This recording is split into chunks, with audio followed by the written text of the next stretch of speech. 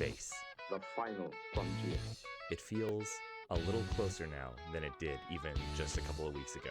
The Artemis II mission has just completed, at time of recording, a flyby of the moon. The Integrity spacecraft carrying humanity's best and brightest, including, for the first time, a Canadian outside of low Earth orbit. So, my love, who is that? Show me handsome. Around here, we've been excited about it for a long time. As makers and fans of space, we also had to get in on the action ourselves, naturally. So we built and flew a couple of rockets. And if that's something you haven't done, I think you should too. Hey makers, Trevor here for Love Make Share. From the wet dress for Artemis II back in February, through the launch on April 1st to today, the day following the lunar flyby, it has been all space all the time around here. Now, knowing that Artemis II was coming and wanting to share the excitement of space exploration with my littlest and as well as the big kids, obviously, I have been thinking about model rockets for a while, but I didn't really know anything about it until we went to one of our local hobby shops and chatted with one of the guys there for a little bit. Fortunately, he pointed us in the right direction and I was able to find a starter kit for us. Support your local hobby shops, folks. We got the Estes Rocket Science Starter Kit. It says for 10 and up, and I was primarily planning on building this with my 6-year-old. Now, I have vague memories of flying a model rocket sometime as a kid, but haven't touched one in who knows how long. And beyond a black rocket with a yellow nose cone, the other details are completely beyond me, so I knew that this was going to be a bit of an experiment. The starter kit came with parts to build the rocket, 3 motors, a launch pad, a launch controller. It also came with an altitude tracker and instructions on how to calculate your rocket's altitude. I grabbed a pack of additional motors as well because I figured that 3 launches would probably be enough for us to get a taste of whether we liked it or not. Probably would not be enough to make a day of it. Long story short, the build was a blast. Estes has been around doing this long enough that they have really good instructions and the parts make it very easy to assemble a functional rocket in a relatively short period of time. The instructions were clear. They ballparked about an hour of build time plus time for glue to set. Waiting for glue to dry broke up the build a bit, but otherwise it was a fantastic way to spend a wet, windy afternoon. Now, I mentioned that I was doing this with my 6-year-old when the kit was rated for 10 and up. I should talk directly to the parents for a second. I think there are about 5 things we should address if you're planning on doing this kit with an under 10. First, some of the pieces require some force to press fit into place. Not a lot, but while my 6-year-old is fairly big for her age and is strong overall, her hand strength isn't quite there, wasn't quite enough for a couple of the steps that we had to do. In particular, the launch pad was a little tricky, both assembling the segmented launch rail that comes with the kit and then attaching the legs of the platform itself. Second, while I think that overall this is a pretty forgiving kit, there are a couple of measurements that will require parent's eye for accuracy. By all means, have your kids do the measuring and marking with you, but keep an eye on whether those markings are going where you want them to. Third, those measurements are then going to require a couple of cuts with a sharp craft knife, including like puncturing the body of the rocket. I'm trying to get my littlest used to knives in the kitchen, and we're always going for this like cooperative safety first approach with a healthy respect for the tool, but there is a world of difference between a kitchen knife and like an X-Acto or other craft knife. Okay, fourth, when it recommends yellow glue, use the yellow glue.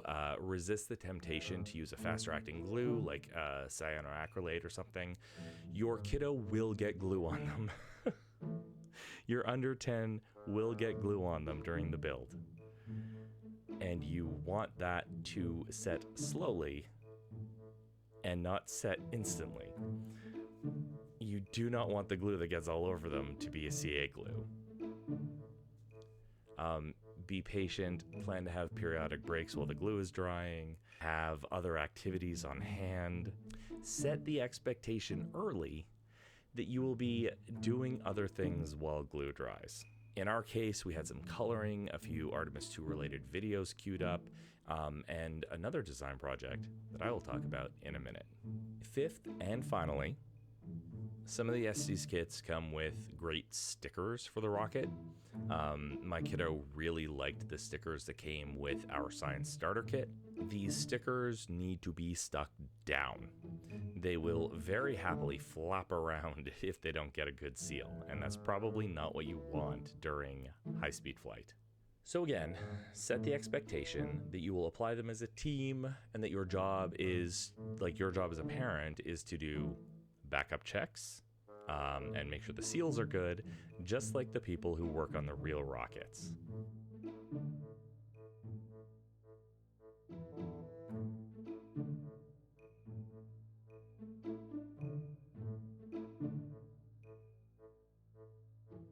So, because I am me, around the same time as we got the rocket kit, I had this idea. What if we had more than one rocket to fly? Was I prepared to buy a second one that day? No. That's like another 25 to 45 bucks. How hard, though, could it be to design and build a rocket from scratch?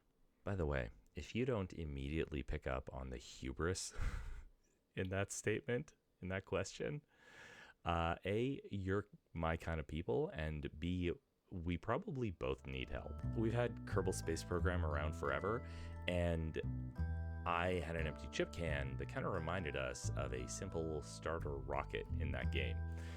And the littlest liked the idea a lot, so during our breaks waiting for glue to dry, she and I also jumped into KSP to design our next rocket.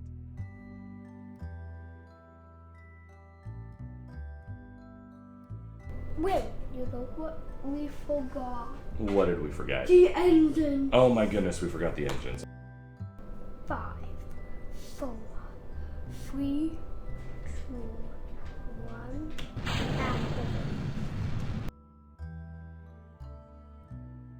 And spend some time measuring and planning how to turn a humble chip can into a very Kerbal model rocket. After that, I jumped into Fusion 360 to sketch up the parts, which I printed on my old Workhorse 3D printer. The parachute was hastily constructed from some scrap fabric and fishing line.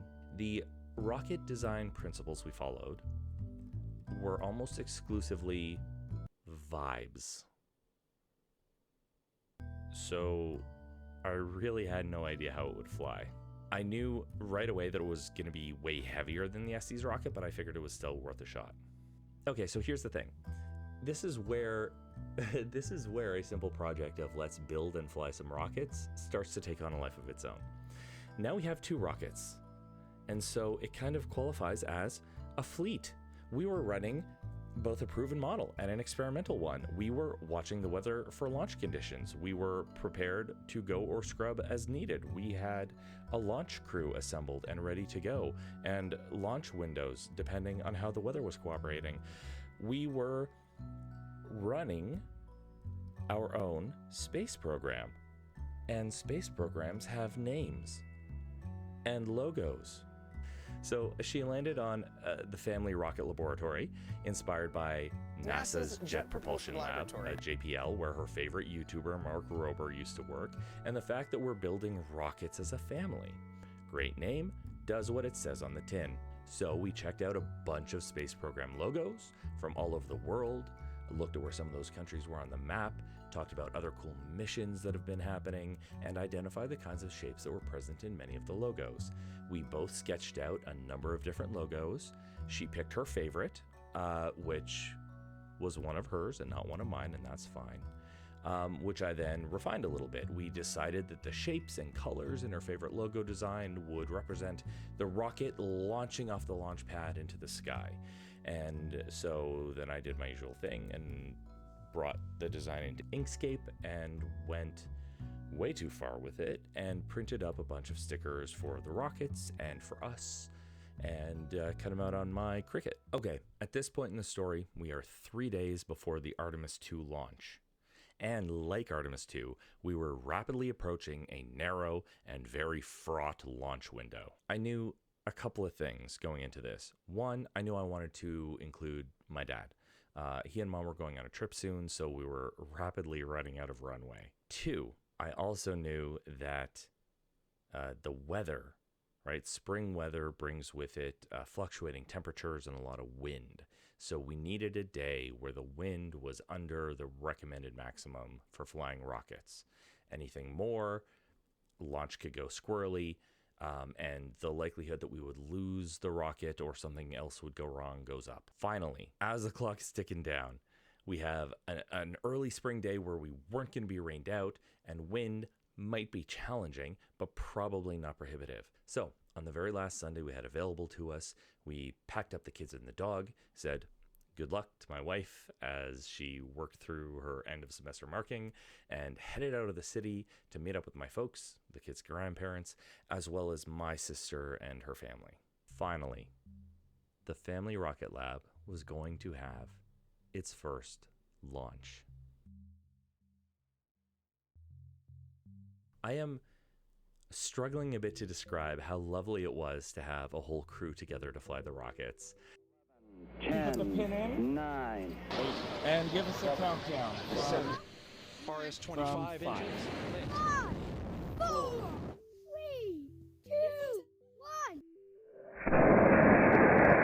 liftoff. Space Shuttle Discovery, the crew of Artemis II, now bound for the moon. Humanity's next great voyage begins. There's something magical about being outside with people you love with a sense of shared purpose. It's a moonshot in miniature where you're all experiencing something you've been working towards and talking about for a while. You don't know how it's going to go. You don't. But you do all your checks, you work together, you give it your best shot. And through a combination of learning, working the problem, being diligent, and good luck, it works out. Press and hold.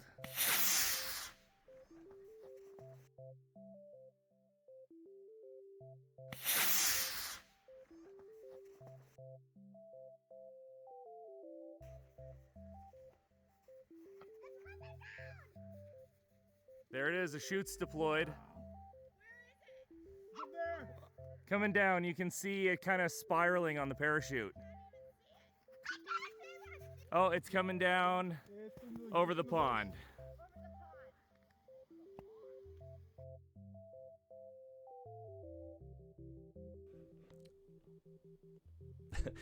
Of course, sometimes it doesn't. Our Kerbal inspired robot flew in a very predictably Kerbal way. 3, 2, 1. Press again.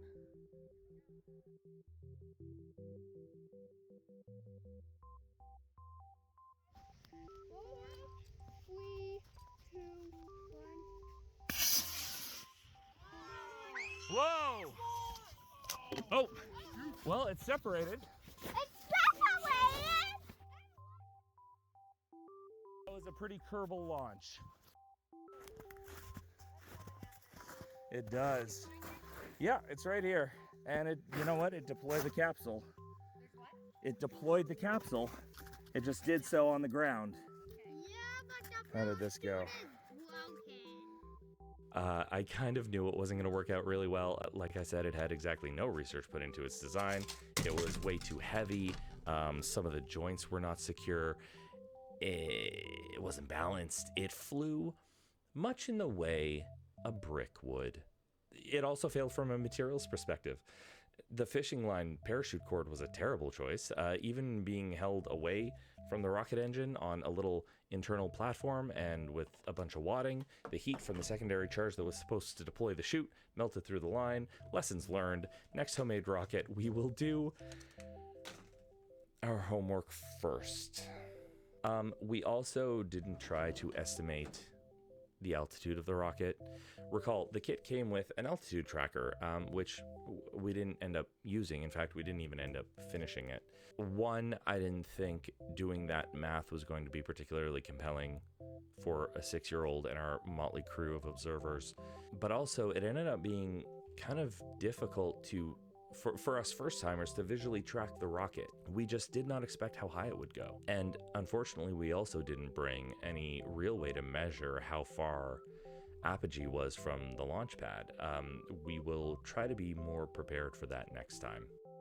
I regret to report that our day at our rural space center came to a tragic end. Go! On our 5th flight, which was planned to be our second to last flight of the day, like I said, we had 6 motors with us. We had to wait out some higher wind. It was the best launch of the day.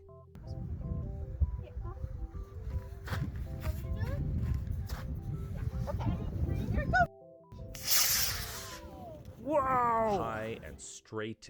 It was angled perfectly into what was, when we launched, a fairly gentle breeze. No, I got it. There we go. That's going for a ride. It's going back towards the cars.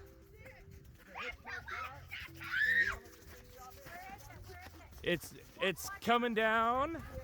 But as soon as the rocket neared apogee, the wind came up stronger than it had all day and grabbed the parachute, sending it over 150 meters, like more than 500 feet, across open field and into the very top of a very tall tree.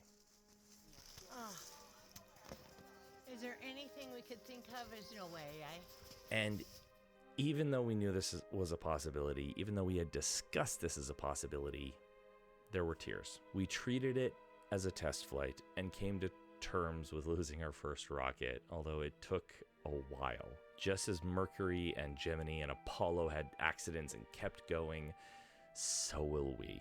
Speaking of NASA stuff, obviously we were inspired to build and fly our own rocket because of the Artemis II mission. Following along with it while simultaneously learning about building model rockets, about space agencies, about the mission of the CSA, about the profiles and lives of all the astronauts, about the science that was going to be done, and about new and exciting developments in Canadian rocketry, about forces and motion and physics. This small-scale space program of ours made us feel really connected to this next big step. One of the things that I keep thinking about is I grew up in the era of the space shuttle, of Hubble and Hubble missions and building the International Space Station, and it felt like space was a place where we would go and live and work, and for a long time that went away. It started to feel like we were entering this new era of human space flight a little while ago when we took the big kids to Disney, and I insisted that we go over to Kennedy, and I'm so glad that I did, because not only did we get to see SLS on the launch pad for Artemis I, but there had been a delay earlier in the week, and so we got to see, to witness, to hear, and feel in our bodies the power of a Falcon 9 and understand that this giant orange rocket on the launch pad was going to dwarf even this awesome thing that we had experienced. But this mission, through the eyes of a 6-year-old, has been something special, and I'm so grateful that she gets to see humanity reaching out again. These incredible people are doing such incredible things, and it makes me feel like we're going to be okay. Integrity gives me hope. And I'm glad that my littlest gets to grow up in a world where we are pushing this new frontier. All right, I got a little distracted there. Let's get back to the rocket building. Despite the tragic end of our first rocket, we had an incredible time, and obviously we learned a lot making the mistakes we made. We started our own little space program and discovered a really fun new way to spend an afternoon outside. New designs, new tools and skills, more mistakes to make, more lessons to learn, more disciplines in STEM and art and design to explore, and more things to discover, make, and build together. And I gotta say, I think I love this hobby. Maybe I shouldn't be surprised, but I was so surprised at how great a time it was. And the way it didn't just connect us to the collaboration and innovation happening in human spaceflight, but the way it brought the family together for a beautiful day in the spring sunshine. Oh, and of course we got a new rocket, so we'll be flying again before you know it. This one is designed to carry cargo on its missions, so drop suggestions in the comments. for what we should put in it. That's it. That's the show. If you liked it, please consider subscribing and finding more stuff like this over at lovemakeshare.ca. You remember websites? It's one of those. I've been Trevor. This has been Love Make Share. Thank you so much for watching, makers. Fly safe, and we'll talk to you again soon. From the cabin of integrity here as we surpass the furthest distance humans have ever traveled from planet Earth, we do so in honoring the extraordinary efforts and feats of our predecessors in human space exploration. But we most importantly choose this moment to challenge this generation and in the next to make sure this record is not long-lived.